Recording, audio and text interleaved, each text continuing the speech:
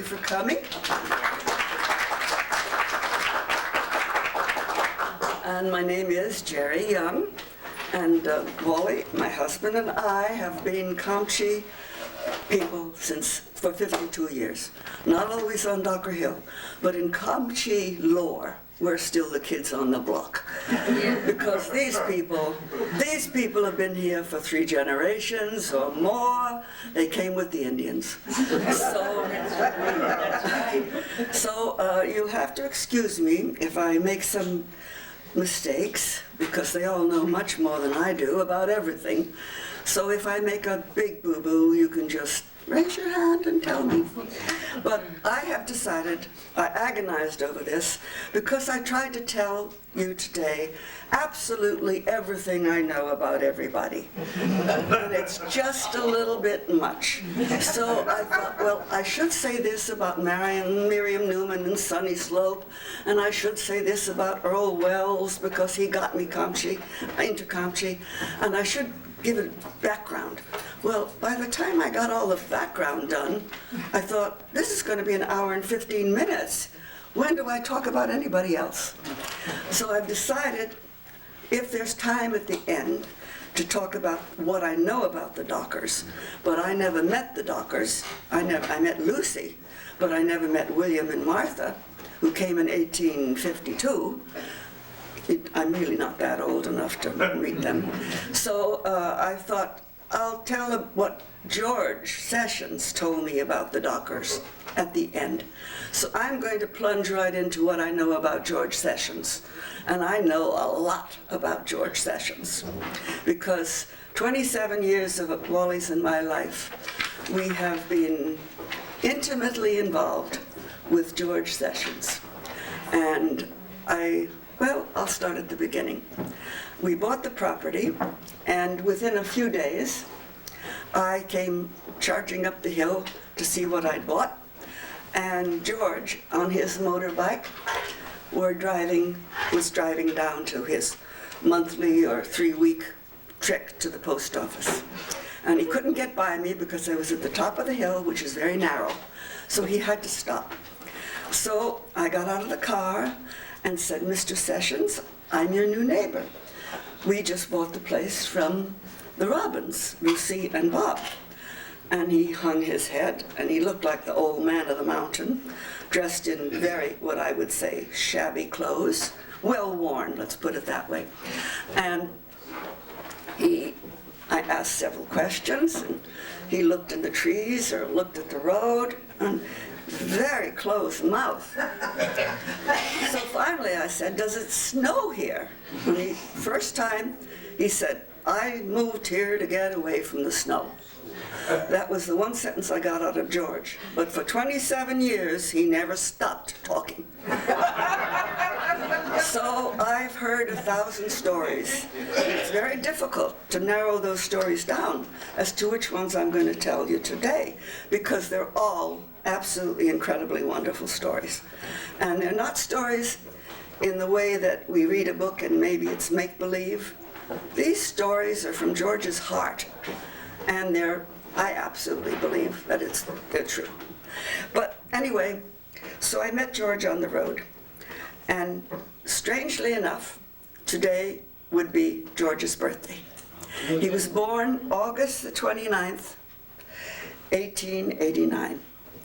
So if he were alive today, he'd be 119 years old. Oh, wow. But after a couple of days, I walked down to his place, and I said, I'd like to meet everybody on the ridge. I think I'll invite Larry Spring, who wasn't living there at the time. He was living in Fort Bragg, but he came up every weekend to look at his beloved ranch. And I think I'll invite the Giddens, who were living in the house where Mr. Hans Brunner is living now. And I went down to George and invited him. Well, I didn't know if he'd come or not, but he did. So we had a nice little dinner, and at the end of the dinner, Larry Spring said, I think, guys, we've got a pretty good neighbor here. George's reaction to that was, I'll read it to get it quoted. I think we've got to test her out first. Okay, George. That's okay with me. So, I'll tell you about how George got to Docker Hill. He was a lineman on a survey crew and living in Alameda. And each winter, he and Kel Barry, his best buddy friend, would come to Big River and set up a tent and stay on Big River the entire winter, trapping otter and mink and fishers, which are martens, very scarce now. In the 52 years I've lived in Comptche, I've seen 2 martens. I think they did a pretty good job of trapping martens because they're not there anymore. But anyway, one day, George, on his trapping tours, came up to our ridge and said, I think to himself, Eureka, I've found it. All his life, he'd wanted to buy a place of his own, be his own farmer, and make his own way. So he found out who owned the area, and it was William and Martha Docker had homesteaded it in 1852. They had 360 acres. By the time George looked at it, it was down to 70 acres, which Bob and Lucy Robbins owned. So he found at the courthouse Lucy and Bob's name, wrote them a letter, and negotiated for 1 whole year because they wanted $800. And that just wasn't in his pocket. So he negotiated until he got him down to $600. And then he met him in Fort Bragg, and cash on the barrelhead, they changed a deed for $600. So George's life started on Docker Hill. That was 1934. He came with an axe, a hammer, and a saw. And that's all. And he said, you can go anywhere in the world with an axe and a hammer and a saw, if you've got enough brains and brawn, and you can make it. And that's exactly what George Sessions did. He chopped out of the woods. It was all brush at that time. He found a place where there was some, what do you call that fern? Water fern? The fern where water grows. Bud, help me. Anyway, he found that fern where there's water underneath, and he dug a little hole, and there was enough water there. So he dug a little hole deeper, and he finally developed. That was the spring that he used for the rest of his life, filled with minerals. But as he said to me, when he'd be at my house and I'm popping vitamin pills, what are you doing that for? You got all the minerals you need in the water. And of course that was true. So George built himself out of the woods a cabin. He built a barn with a big beautiful ridgepole that he put up himself with a tripod. What do you call those things? And he built a smokehouse, and he built a place for grain, and he put chicken house. He built things all over the place, all of which were chopped out of the woods. And this is how he ate. He planted an acre of wheat every year. And every year he would harvest that acre of wheat, and he built himself with stuff that he found. Well, I should tell you first. He canvassed the woods, and they'd logged in the woods, and the loggers had left a lot of metal everywhere. And he carried that metal up to his place, and he had a scrap yard. Oh, as big as this, all scrap. And then he built himself a forge. And whenever he needed anything, he'd go to the scrapyard, go to the forge. He made square nails. They're all square nails up there. He made absolutely everything he needed, including lathes out of wood instead of metal. And somebody gave him a 1915 Case tractor, and the picture of that tractor is in the Comptche store, and I have a feeling Peterson's gave him that tractor. And that tractor ran for the rest of his life with wire and wooden things, and it was like, who's that guy? Rube Goldberg. It was a Rube Goldberg, is that the right word? Yeah. Goldberg tractor. It's still up there. And the Tunsie, not the Tunsie boys, but the Shandle boys want it. Boys, Bill. No one wants it. But they're not going to get that one. That's going to stay as a monument to George, and on his property. But anyway, with that acre of wheat, he made a grinder. He ground it into very, very, very potent flour and had really dark, dark Russian-type bread. And there were goats, wild. He got those goats together, tamed them, and from then on he had goat butter, goat cheese, goat milk. He had eggs, he had honey from his bees, and he had a sack of salt that he collected from South San Francisco Bay, where the Lipton's, not Lipton, the salt people. Morton salt has all that flat down there. So he had a sack of salt, which would last a lifetime. He grew all his own vegetables, all his own fruits, and canned them all in those days.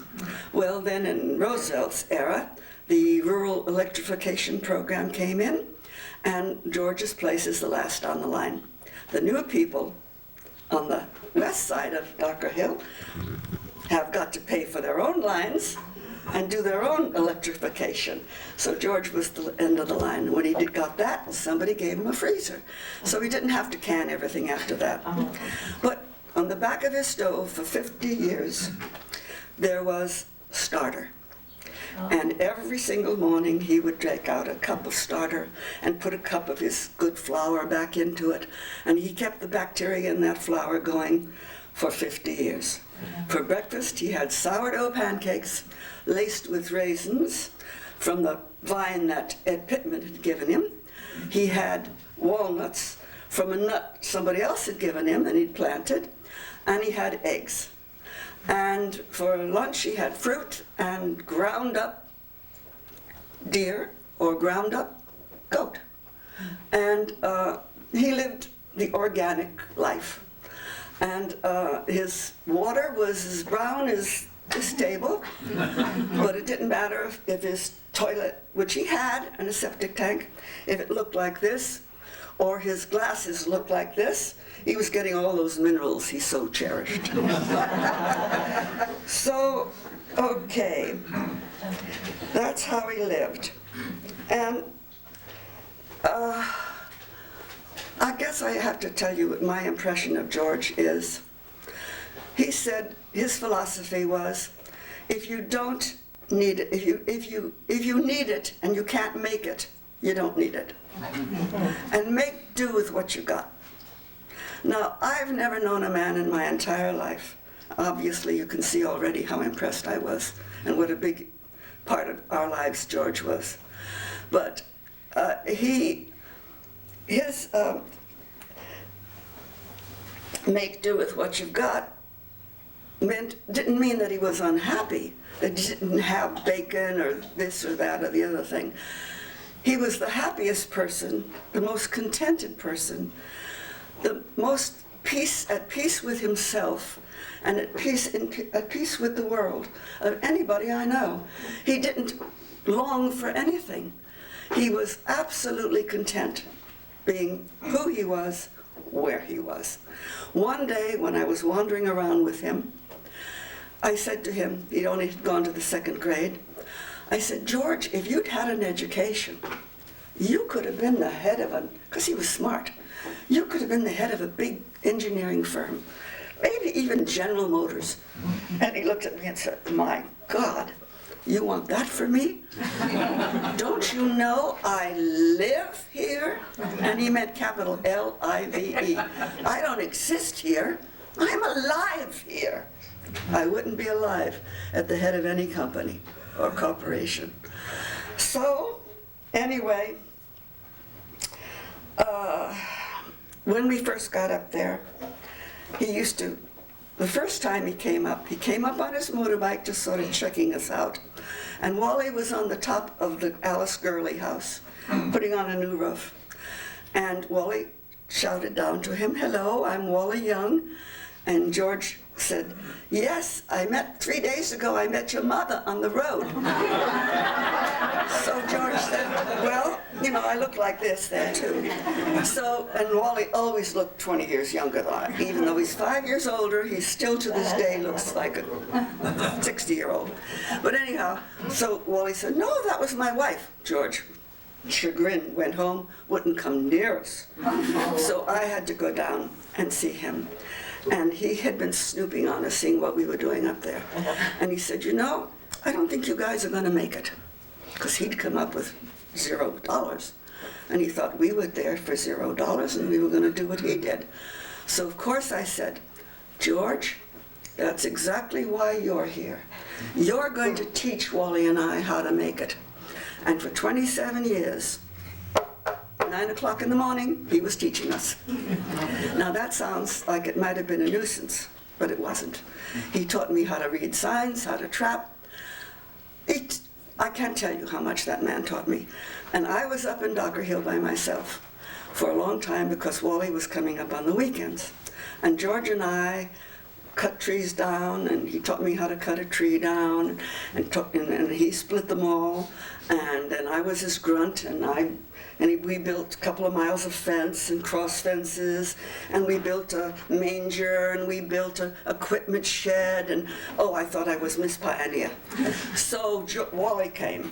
Well, then I was supposed to cook and stay in the house. And Wally is going to do all the good stuff out there. And boy, I really resented that for about a couple of months. But then we got that settled, and everything became okay. And so, okay, so that was that. So after I had known him for quite some time and knew that he didn't have any dollars, I thought, I'd gone back to San Rafael to visit Wally for a weekend, and I thought, I think I'm going to take a little jaunt off the road going back and stop at the Social Security place. So I went in and I said, if a person has never worked for Social Security and never put into it, are they eligible for anything? Well, in those days, the woman said, yes, $75 a month. And I thought, oh gosh, give me all those papers. I'm going to go up and make George rich. So I brought all the papers up and I said, George, I just told him what I've told you. And I said, all you have to do is sign this, I'll fill it all in, I'll bring it down, and they will send you $75 a month. He looked at me with a pained expression, took the paper, tore it up, went to the wood stove, fire was going, shoved him in there. And I said, what the heck did you do that for? $75. You don't know me very well. I don't take something I didn't work for. I knew I was going to love George. Look, that just felt like something I would love to have people say. Anyway, so he wouldn't take it. So he had no money. He never went to a hardware store to buy anything. If he needed it, it was the forge. He made himself a last for his shoes. He would take the deer skin or the goat skin. This is the part you take, because that's the heavy part. That's the good part. And you make your shoes out of that. He made his pants. And he just made do. Whatever he needed, he made do. When he needed a belt, inner tube, cut a strip, good belt. When you're on the trap line, it gives. So, okay, now I'm going to go back to a little bit about George, because these are the stories he told me. He was born in a town called Whalesville, New York. And Whalesville, I've been there, that'll come later. Whalesville makes Comptche look metropolitan. It has no store, it has no post office. It's a fork in the road.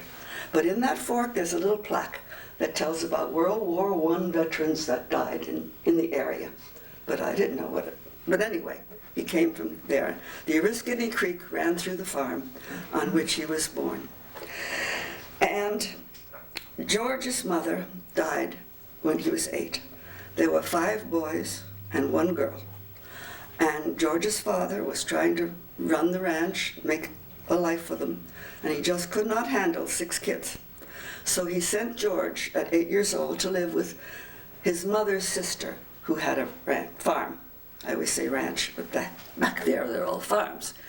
So he went to live with his mother's and his uncle. And his uncle was a very stern man. They had no children. And he was a real taskmaster. And he decided George was a good hired hand. And George was working from sun up to sundown. And one day he was out in the field plowing with the horse, and he made it turn a little bit too quick, and he broke the handle of the plow, and he knew he was going to be in for a thrashing. So he went back to the house. The uncle was someplace that he didn't know. And he went back to the house, put all the clothes on that he owned, put his overalls over those, and headed for the railroad track. He was 12.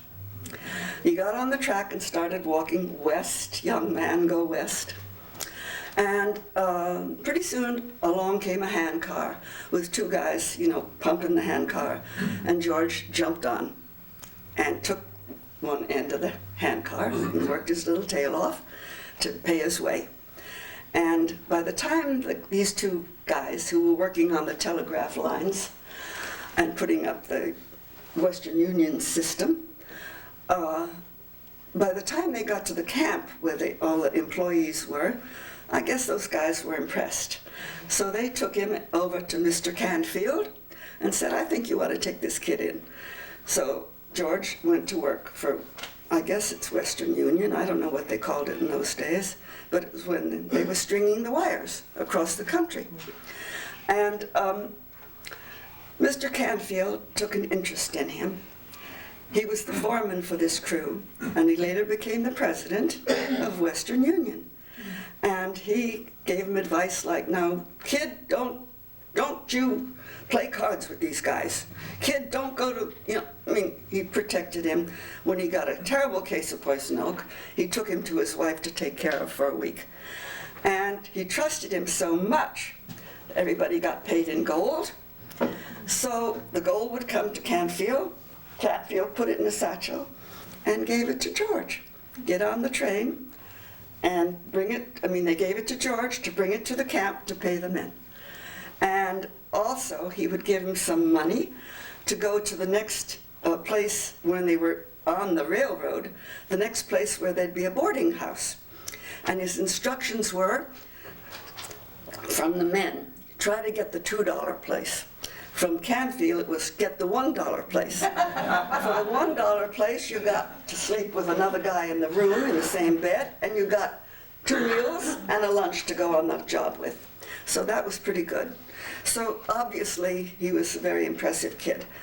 Well, he worked for that for a long, long time, and then came World War I, and he joined, volunteered. And he said as he was going across the Atlantic, he took his wallet out, and he had things in the wallet which would identify him, and he threw them all in the ocean. And he said, I'm probably going to die, but I'm going to give it the best damn shot I can do. And if you ask George all through his life, what did you do? You know how people ask, what did you do? Well, I'm an accountant, I'm a lawyer, I'm a this, or I'm a that. There's only one thing George answered: I was a soldier. Mm-hmm. Well, he must have been a pretty darn good soldier, because he won the Silver Star. And in those days, there weren't Silver Stars thrown away like they are now. But that was a big honor, because he was the head of a platoon, he was a sergeant, and he had 70 men under him, and he was on the front lines in France. The whole 3 years he was there, he never left the front line. They kept bringing new guys up to fill in for the guys that were dead. Of the 70 people who started out, 11 came home. George was luckily one of them. But there's a million stories related to that, which I won't go into. But next time. Okay, I want to tell you now about when he came trapping with his dear friend, Kel Berry. They really loved one another. They were like brothers. And they trapped every year for years and years. Well, one day, Kel was out. They each went different ways for the traps. And George decided he was hungry for meat, and a bear just happened to come across his path. And he had what he called a game getter. You old-timers know what a game getter is. It's a little collapsible rifle with 2 barrels. In one barrel there's 22 shot, and the other barrel there's bird shot. So whatever problem comes along, you've got the right thing to use. So he got out his 22, opened up his 22, put his shot in it, his bullet in it, and shot the bear with the 22. I said, isn't that sort of a small bullet for a bear? Well, not if you hit him in the right place.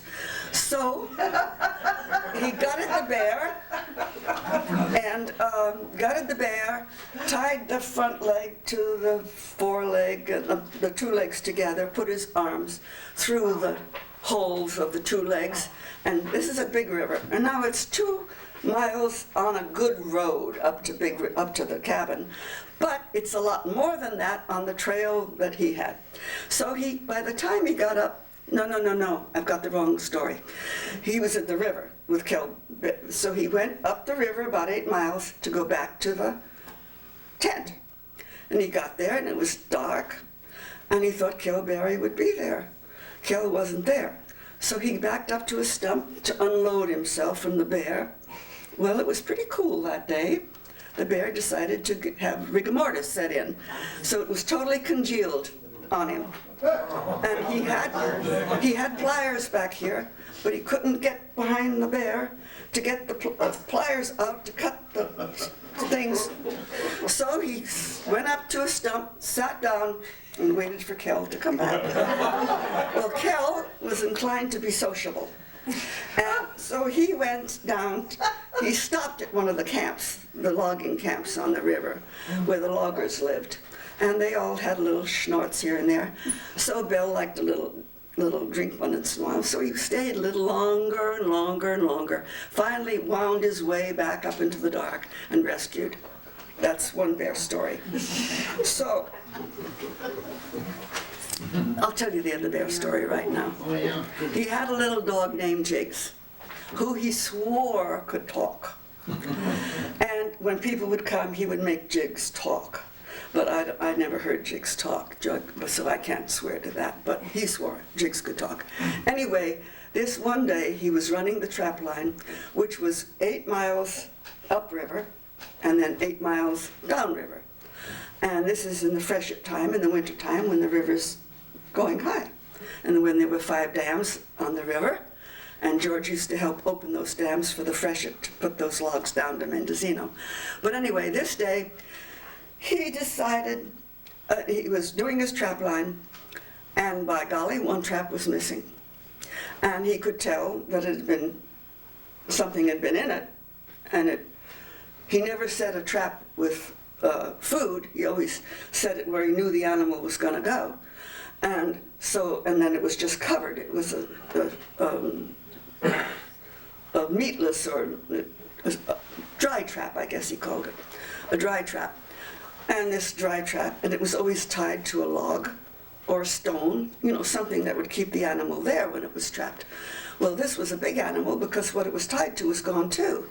So he and Jigs followed it because he wasn't going to let that trap go. They cost $1, and he wasn't going to lose a trap. So he followed that trap track till he got to where the bear had gone off the river and up a slope. And he had to get down on his hands and knees and crawl up there to see where the bear was. And Jigs, unfortunately, went in front of him.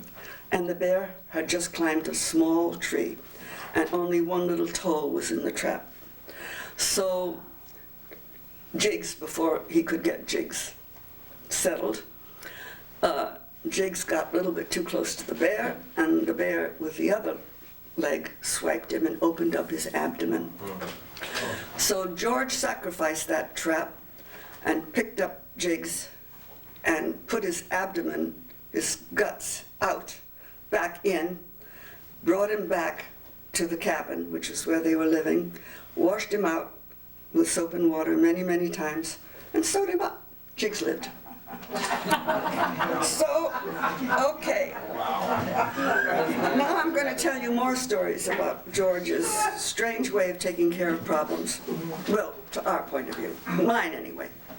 One day he's on his Case 15 tractor, going down to do something, making trails, fire trails or something, and the seat fell off, and he went off with it, and the tractor kept going right toward the river. So George broke his arm. We have another broken arm here. And George broke his left arm. And he picked it up and held it and ran after that tractor, because stopped the tractor. Then someone had given him a little Ford. One of you guys might know what it was, because I never saw it. A Model A or a Model T, something like that. Very, very decrepit, but he made it run. So he got in that Ford and was going to go down the hill to find somebody that could set his arm. Well, he got to the bottom of the hill where the county road is, and he thought, darn, I can't put my arm out for a signal. So he turned around, went back up the hill, and set his own arm. So here's another one about George. Harry Docker lived at the top of the hill. And afterwards, maybe I'll tell you stories about Harry Docker. And one day, George got a toothache. I mean, really bad toothache. All over his, it was just an agony. So he got his pliers, went up to Harry Docker, sat on the back stoop and said, Harry, pull him, but be quick about it. And Harry pulled every darn tooth in his mouth. So when we got there, Wally had been in the dental laboratory business. Wally made him a set of dentures, which he immediately took out and put in his pocket every time he took out the harmonica, because he couldn't play the harmonica with teeth. And he knew from Revolutionary War songs to Civil War songs, he knew them all, 20 verses to each one. And he'd start out slowly with, you know, a nice tempo to the song, and then he'd say, let's hop it up a little bit, and he'd make it into a real jig. But anyway, and I had to sing with him for all those years. So anyway, now where was I? Oh, on the river. So this story I absolutely love. So he's going up the river, 8 miles, and the guys who were working in the woods had made cables across the river in certain areas with a snatch block, so that they could get up on the bank, give a little running jump, and with the snatch block go across the river to the other bank. Well, George is laden down with traps, his game getter, his pliers, I mean all the stuff, and animals sometimes. He skinned the animal. He didn't skin them, he gutted them before he took them back up the hill. But he was always pretty well weighted down. So he's up there getting the snatch block, and it's drizzly and the ground is a little mushy, and he slips. So he goes out to the middle of the river, and that's as far as he's gonna go. So he lets loose. He surveys the situation, because George never did anything without thinking it through. So he surveys the situation. There was no way he could get this hand up and go hand over hand. He had to drop. So he looked around to see where he was going to crawl when he got down there, because he wasn't going to come to the top. And he said there was a narrow place in the river, and it was maybe 15 feet deep, because when the freshet's on, we all know there's a lot of water in the river. So he drops to the bottom and crawls to where he wanted to crawl to, and crawls up the bank. And he said, it did take me about 15 or 20 minutes with my head out of the water, laying on that bank before I had the strength to crawl up out of that water. Okay, he's sopping wet and everything is soaking wet. So he's got a long way to go. He's got 8 more miles of trap line to run, and he's got to get home. So he decides to cut a couple of boughs with a fork in them and put a stick across and build a little fire. And he always had a little teeny glass this big, about as big as your thumb, with about a dozen matches in it, sealed with wax, so it would never be wet. He was always ready for a fire. So he started a fire and took his clothes off and put them on this rack. And a wind came up. One end of that stick went down, and he went to grab his pants, which had that belt that was made of a tube, a rubber tube. It caught fire in the fire, and he pulled the pants out, and the rubber thing went on his chest and stuck. And it was burning. So while that was happening, the shells that he had in the pocket fell out into the fire, and it was like popcorn. So he said, I got that off, but I had to hold my shirt off. And he said, I didn't run the trap line that day. I held my shirt off and went home that day. I love that story. Now, there's a story that I forgot to tell you, which is my favorite story of all. And I should have told you this a long time ago, when he was still in Whalesville. When he was in Whalesville, 6 years old, they had somebody in the neighborhood had bought themselves a piano. And it came in a great big box, this big like this, would be in a box. And the man who bought the piano had to take it apart. And George's father bought that box from him for his grain box. And it had a sloping lid. And he put his corn and whatever he had in there, I don't know, but it was filled with grain. One day, Harry, his brother, 4 years older than George, and George were playing in the barn. And Harry heard that there were rats in there. So Harry opened the lid, took his little brother and tossed him in and sat on the lid. So George, being this guy who solves all problems, killed every rat in there. Picked it up by the tail and banged it against the box until he had everything dead. When everything was dead, his brother got off the top of the box, and they both went into the house, and neither one said a word to their parents. But George was cemented in his head what he'd just been through. So come Christmas, nobody has money, so the father made each kid a toy, made them. And he made George a bow and an arrow. And so George, it's Christmas time, snow. So Christmas morning, George is out in the backyard with his new bow and arrow. Well, Harry's out there too. George is about 6. I guess Harry's about 10. So George takes aim, gets Harry right in the head. So Harry falls down.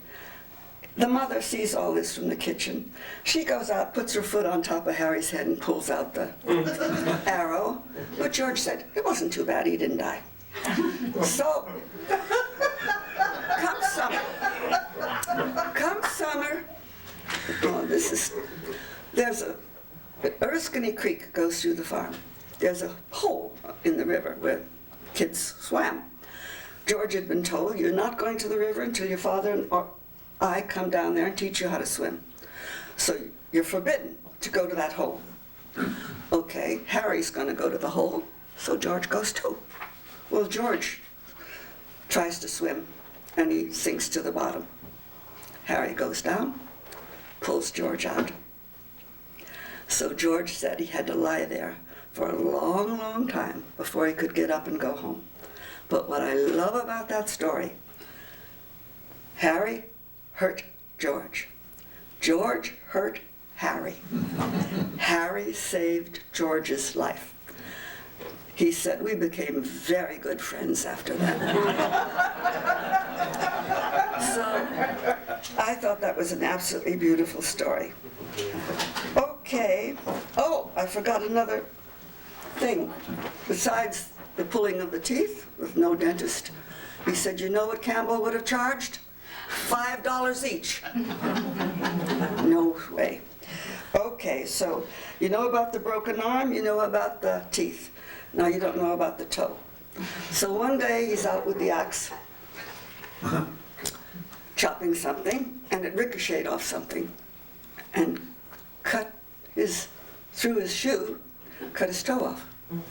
So he picked up his toe, brought it home, sewed it on, but it didn't take. That's George. Okay, now I want to tell you about a nostalgia. No, first I have to tell you about the Harleys.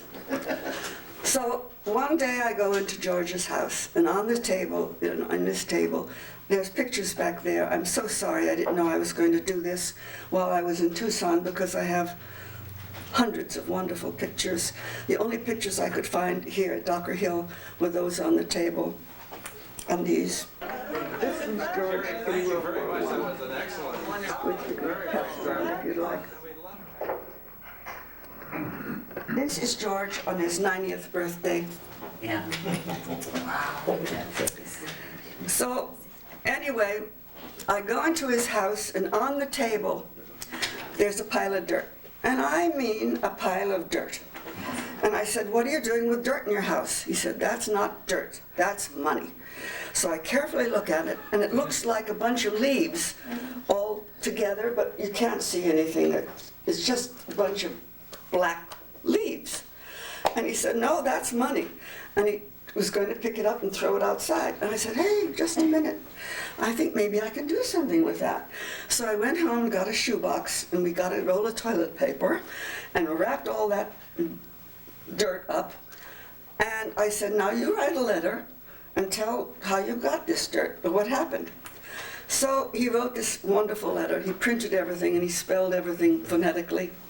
And they were wonderful letters because they were just charmers. So he wrote, to whom it may concern, about 25 years ago, I had to get $70 to pay for my taxes. And I couldn't trap anymore because the Russians had let the fur into the country and you couldn't get any money for fur anymore. So I had to go down and do some trapping to get the $70. So I couldn't trap, so I decided to somebody, one of the people in this room that know whoever it was, came up to fall a few trees, enough to make the $70. And he hauled them away and gave George in cash, he said, $600. So George had made a leather perch, a pouch, and on his forge he made a thing on the top with a little thing that you could snap on it. And the man gave it to him in the field. So George put that leather pouch in his pocket.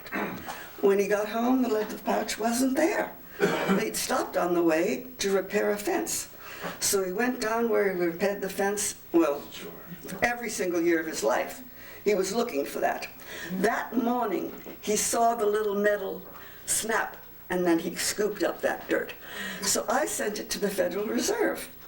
And as government does, it took about 6 months.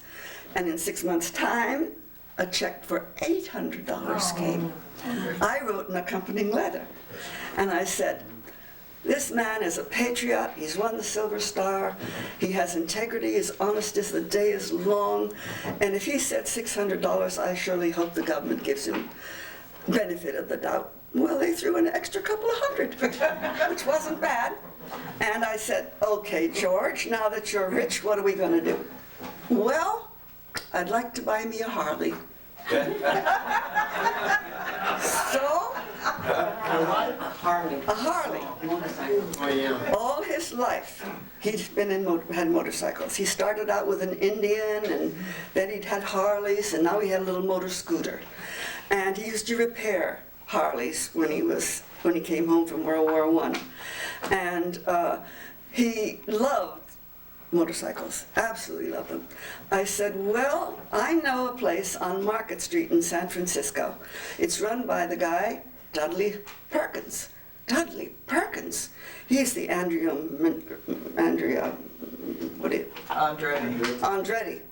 of motorcycle world.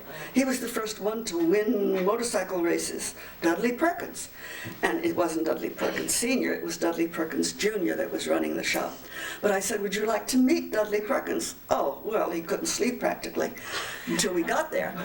And going there, since he hadn't been off the hill for a very long time, he went like this. When we got to Cloverdale, this is how he couldn't stand all that traffic.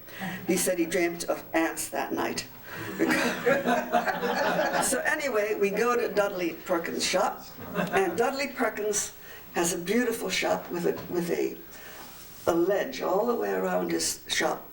And on that ledge, it's like a museum of motorcycles, starting out in earliest bikes, Indians and Harleys all over.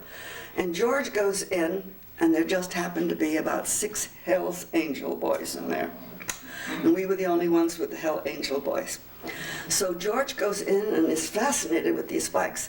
And then he starts in, and he makes comments on each one. That one has a 1918 gas tank, but it's only a 1914 model. I mean, he took those bikes apart. And these tough little guys with the Hells Angels jackets all stopped talking to each other and saddled up to George to hear all this information.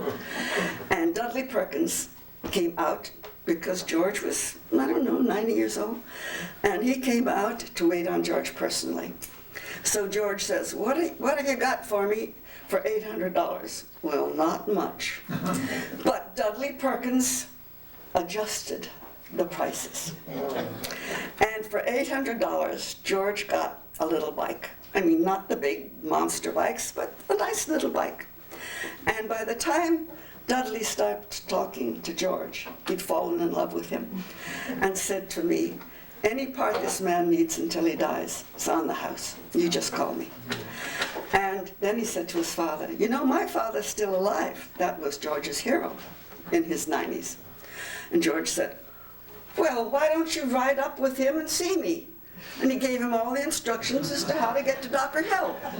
And he actually thought that the old man Dudley and the young 60-year-old Dudley were going to come up on their bikes and visit him. He was very disappointed that they didn't do that, until I told him that I'd read in the paper that old Mr. Dudley Perkins had died.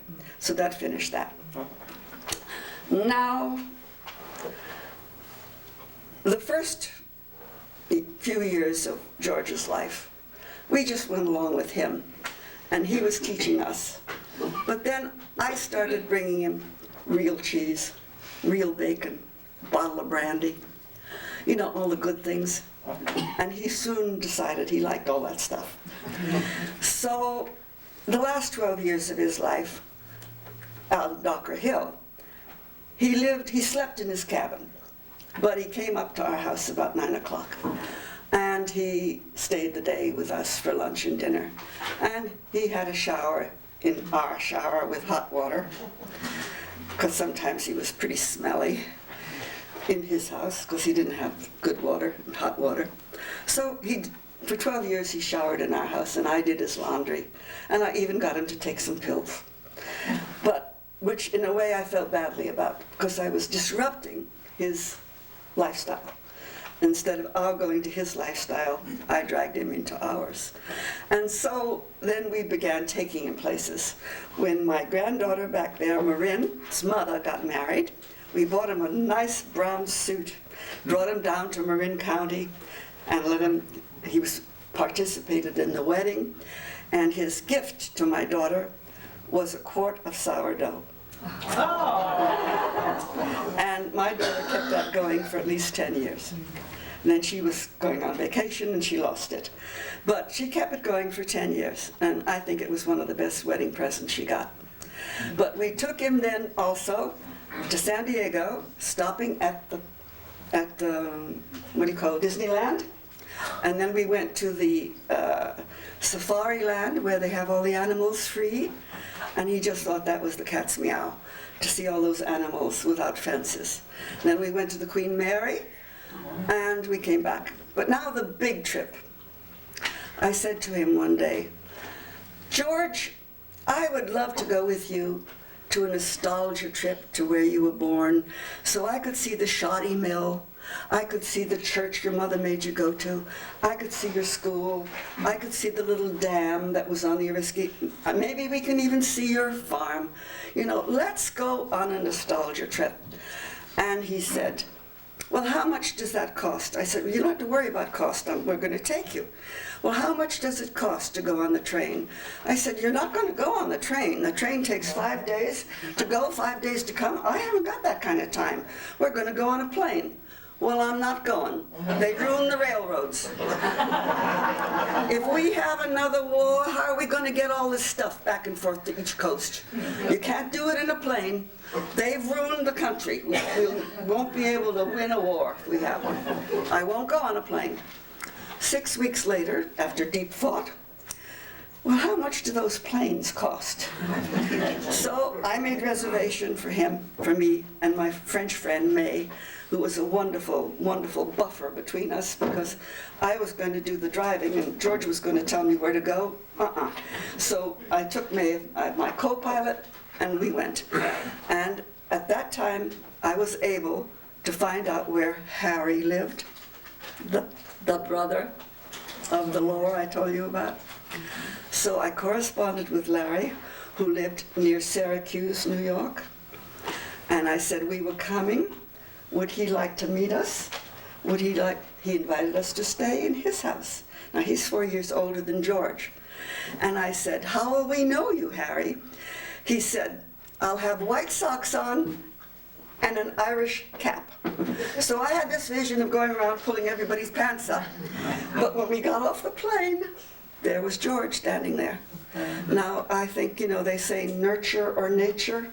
Well, boy, that meant nature to me, because they were exactly the same. Each one had 38 acres of land. Each one had built his own cabin. Each one was deaf. Both of them were exactly the same. And they were not twins. So I thought, I think I believe in nature more than nurture. So we started. And Harry had gathered people that he thought might like to meet George. He hadn't been there since he'd been 12, together like cousins and things like that. And the cousin came with a book written about the Sessions family. And I took it to bed that night. She wouldn't let me take it to the photograph, or to photograph it. She wouldn't let me out of that house. But I read enough of it and found out that George's two ancestors, two brothers, had been keepers of some duke or something in England, but they were French. They'd come from Sissoin in France and in the Normandy invasion, and had been working for this person who Charles III had given a land grant to.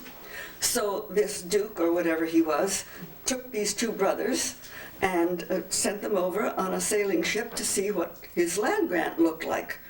And they landed with the Massachusetts Bay Colony in 1633.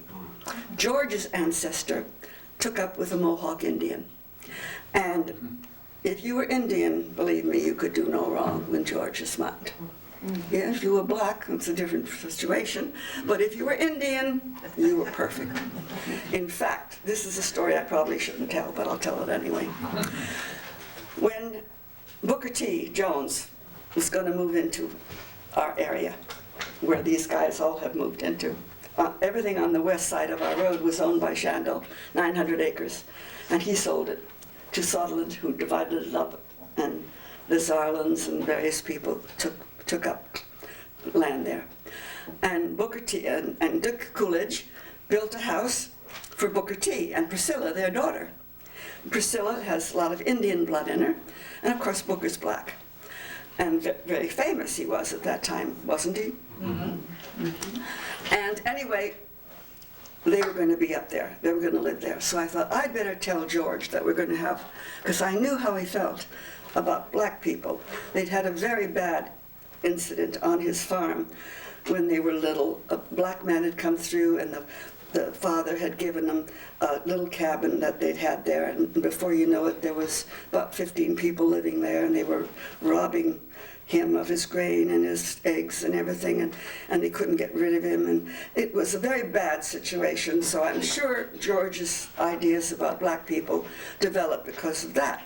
But anyway, I said, George, we're going to have new neighbors, and the girl that's coming is Indian, and the boy that's coming is black. And quote, damn, I won't use the N-word, damn black people, they get all the best women. Okay,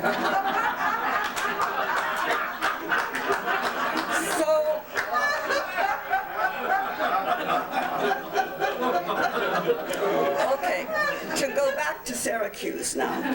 We're living in a house that Harry built. His wife had died. May and I are sleeping in their bed, and Harry is sleeping on the sofa, and he put up a curtain in his bedroom so that May and I are in this bed, and on the other side of the curtain is George. Well, we can hear each other very nicely. And George has a urinary problem, so he was up every other 15 minutes, and May and I could not sleep. And the bed was like this, so we were like this all night, trying to stay apart from one another. So every once in a while, even me and I had to get up to go to the bathroom, which meant we had to go downstairs, right by Harry, through the kitchen to the outhouse.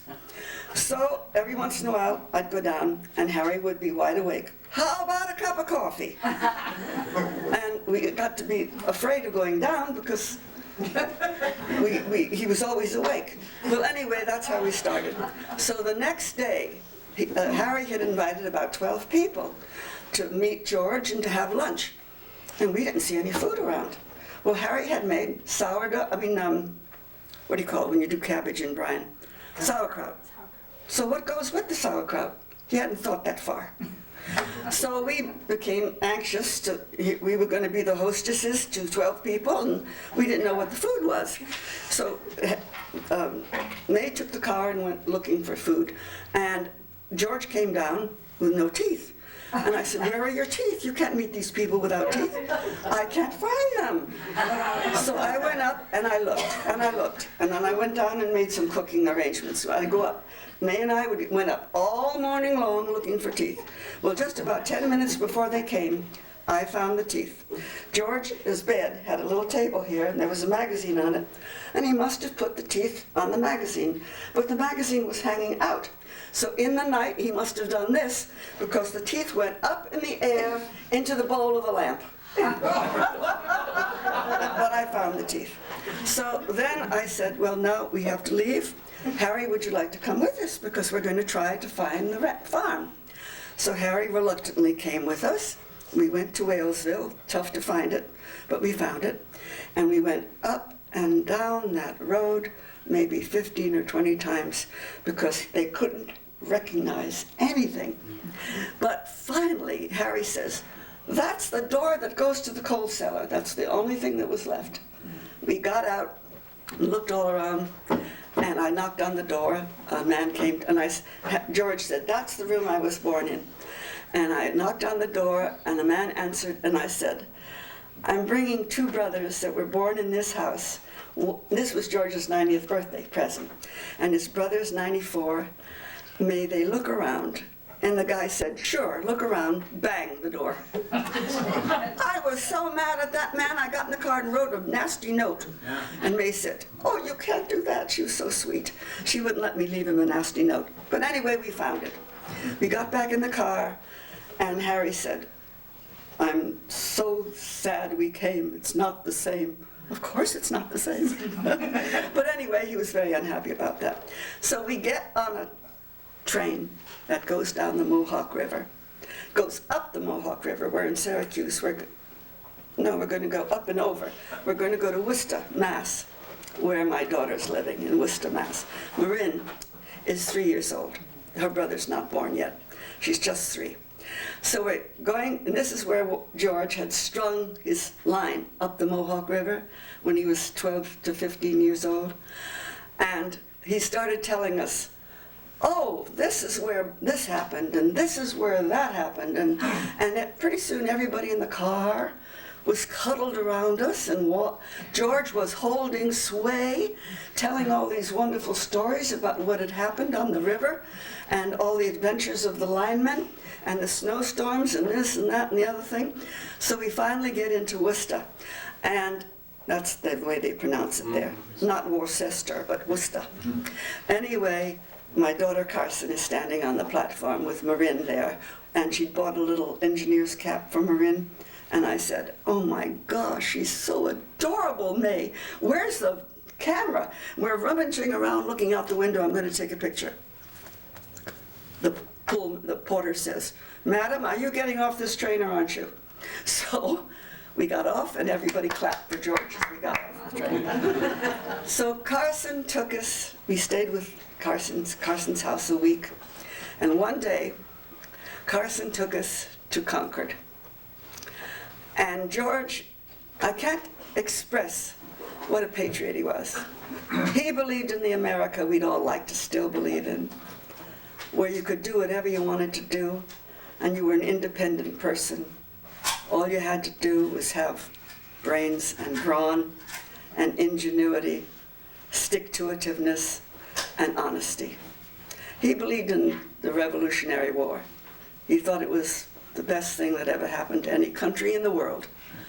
So we were at Concord, and as you all know, Concord is the bridge at which the ragtag army of farmers got together after Paul Revere told them that the redcoats were coming.